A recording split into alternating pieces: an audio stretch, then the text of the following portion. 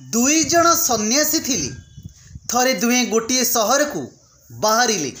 सेमानक भितरु जड़े सन्यासी पाखरे एक बड़ छुरी रखिथिबार देखि द्वितीय साधु जनक आश्चर्य होइगले।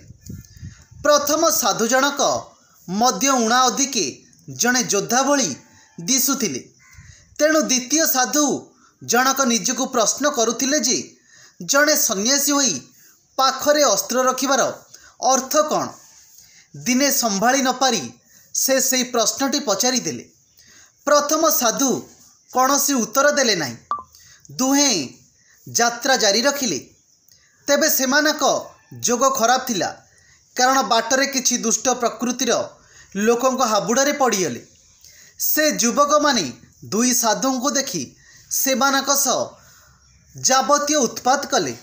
उभय साधु जीवन रे केबे भी एभली अपमान और लांछनार शिकार होई नथिले। तेबे जा हेउ किछि समय परे किछि भल लोक जुटी साधु द्वयंकु रक्षा कले। सेठारु मुक्ति पाइबा परे द्वितीय साधु प्रथम को पचारिले, भाई मु तो निरस्त्र, किंतु मु जाने तुम पाखरे अस्त्र अछि, तुमे ता व्यवहार कल नाही काहींकी? अतंत पक्षे भय तो देखाई पारिथांत।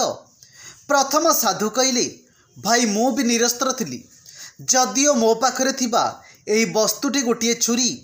यह भी सत जे छुरी चालना करिबारे मो समकक्ष खूब कम लोक थिबे। हेले कौन हेबो, मु तो मो चेतनारे निरस्त्र। ए अस्त्र रखिबार कारण हैला जेते दरकार पड़िले भी यहाकू व्यवहार न करिबार परीक्षा रे उत्तीर्ण हेबाकू चेष्टा करिबा, ताहा ही मो लागी सबुठारु विषम अग्नि परीक्षा।